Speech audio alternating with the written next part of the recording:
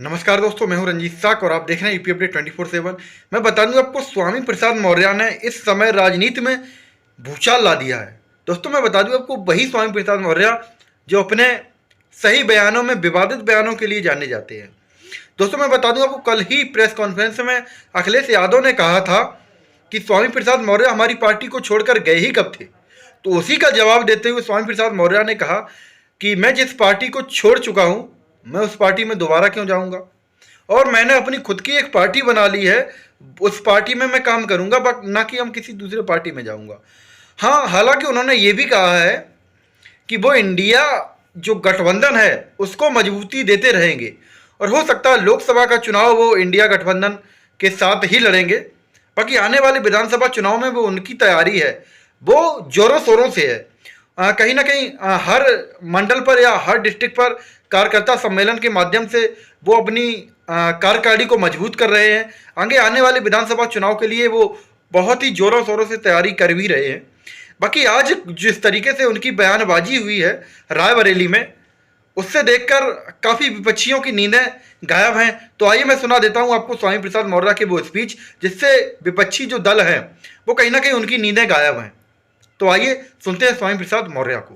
सत्ता में बैठे हुए लोग देश के नौजवानों को बेरोजगार बना रहे हैं। करोड़ों करोड़ नौजवान बेरोजगारी का दंश झेल रहा है। करोड़ों करोड़ नौजवानों के सामने आज उसके नौकरी और रोटी का खतरा दिखाई पड़ रहा है। छोटे शहरों में, जिला मुख्यालयों पर, तहसीलों में, विकास खंडों में, ग्रामीण क्षेत्रों में जो लघु और मध्यम श्रेणी के व्यापारी हैं, उनका शोषण पहले जीएसटी के माध्यम से हुआ, और अब जीएसटी से संबंधित सारे मामले ईडी को सौंपकर ग्रामीण क्षेत्र के व्यापारियों की भी कमर तोड़ने की तैयारी हो चुकी है। लेकिन ये सरकार पिछड़ों के 27% आरक्षण को भी शून्य में प्रभावी कर रही है, यानी भारतीय संविधान की दी गई व्यवस्था को भी ये सरकार खत्म करने पर आमादा है। आज हालात सबसे बदतर है। लोकतंत्र को कुचला जा रहा है, लोकतांत्रिक मूल्यों की हत्या हो रही है। लोकतंत्र को दबाने के लिए विपक्षी पार्टियों पर ईडी, सीबीआई, इनकम टैक्स का दुरुपयोग सरकारी तंत्र बड़े पैमाने पर कर रही है। लेकिन ना खाएंगे ना खाने देंगे कहने वाले लोग चुनावी बांड के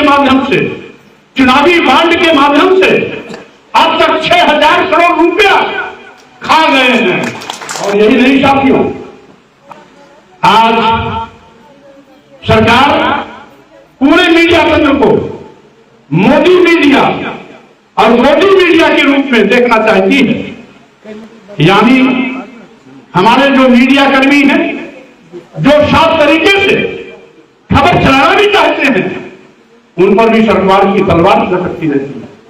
कब उन पर मुकदमे दर्ज हो जाए, कब उनको जेल जाने की नौबत हो जाए, कब उनके मालिक से कहकर के उनको नौकरी से बाहर का रास्ता दिखा दिया जाए।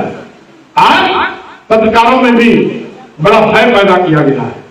यही नहीं, ये सरकार देश भी बेचने का पाप कर रही है। आप जानते हैं हमारे पढ़े लिखे नौजवानों की जिम्मेदारी कि जो कहते हैं न खाएंगे न खाने देंगे, उन्होंने देश के सभी बंदरगाह बेच दिए, देश के सभी बंदरगाह बेच दिए, सभी एयरपोर्ट बेच दिया, एयर इंडिया भी दे दिया, सभी रेलवे स्टेशन बेच दिए, कई दर्जन ट्रेनें भी दे दिया, इसको अदानी और अंबानी को। यही नहीं, एलआईसी जैसी बड़ी संस्था ने बेच दिया, जिसमें लाखों लाख लोग काम करते हैं। आखिर ये देश क्यों बेचा जा रहा है? ये सरकारी उपक्रम, ये सरकारी विभाग, ये सरकारी संस्थान जिसमें नौजवानों को सरकारी नौकरियां मिलनी चाहिए, वो पूंजीपतियों के हाथों में जा रही है। धर्म के नाम पर, राम के नाम पर, प्राण प्रतिष्ठा के नाम पर, यह केवल इनका दिखावा और छलावा। ये राम के हितैषी नहीं है, ये तो राम के भी दुश्मन है, ये तो राम के भी सौदागर है। जो राम हजारों साल से इस देश में भगवान के रूप में पूजा जाता है, जो राम हजारों साल से इस देश में करोड़ों करोड़ों लोगों के पूजा का केंद्र है, उनका आराध्य है, करोड़ों लोग भगवान के रूप में पूजते हैं। ये तो इतने बड़े कलाकार जादूगर हैं कि भगवान का भी सौदा कर लेते हैं, भगवान की भी प्रतिष्ठा कर रहे हैं। वो भगवान जो सबको जीवन देता है, वो भगवान जिसकी कृपा से सब जिंदा रहते हैं, वो भगवान जब सबको जीवन देता है, ये छलिए लोग उन भगवान को प्राण प्रतिष्ठा कर रहे हैं।